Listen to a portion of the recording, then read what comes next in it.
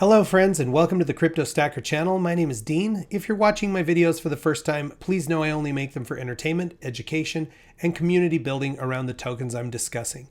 Today's token is Terrarium, and Terrarium is a sponsor of the Crypto Stacker channel. Terrarium is down about 17.5% in the last 24 hours. If we scan back out a little bit and look at the broader view, it's up about 327% in 14 days, up 134% over 7 days. And yes, it is down about 17.5%. It peaked on March 8th. I thought it was going to burn a zero there. It got up pretty close. It was 8096 cents down to 8050. And that represents about a 40% drop off, maybe a little more than 40% drop off since the all-time high.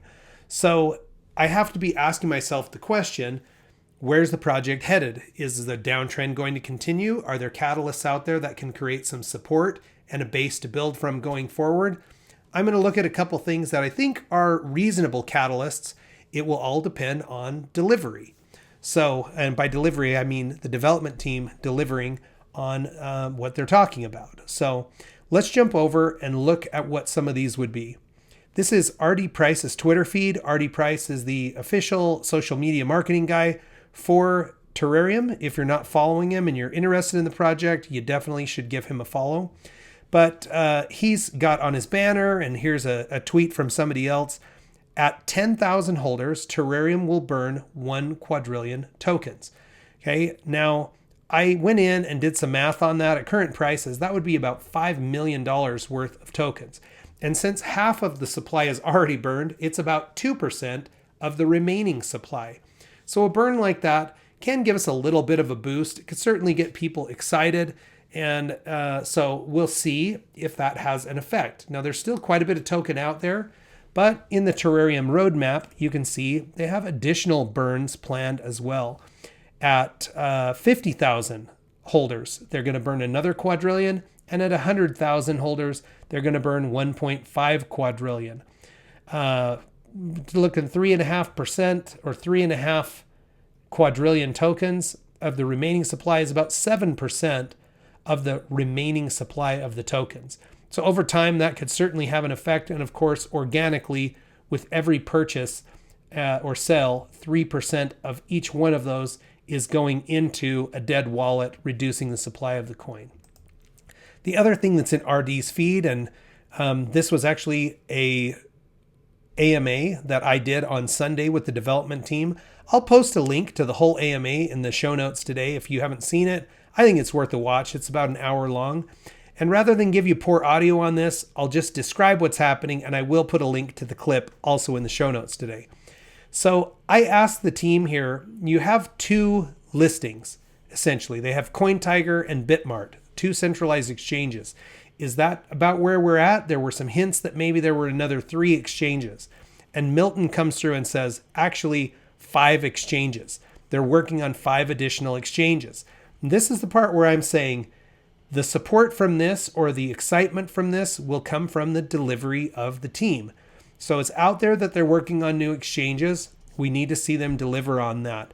And I don't expect it to all come at once. I know these things can take some time, but here over the next few weeks, hopefully we'll start getting more information about these new exchanges.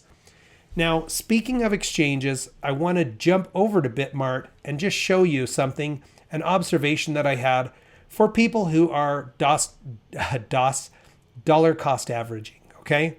Now, I had a tiny bit of money in Bitmart that I used to do a video where I made a sample purchase. What was remaining there was about $14. Okay, so I took that $14, converted it to USDT, which is the coin that's paired with Terrarium in Bitmart, and I was able to purchase 2.5 billion tokens for $14. There were no fees associated with that.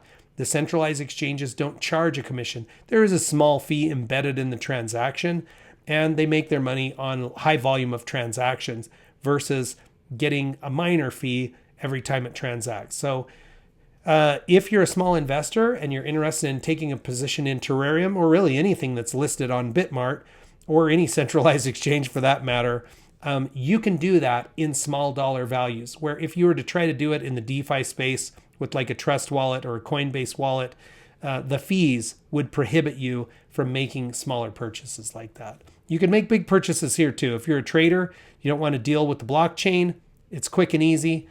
So Bitmart is out there. All right, the last thing I want to do is just show you what my reflections look like over the last couple of days. So again, haven't reported for a few days. I have received 470 million Terrarium tokens as part of the Reflections program.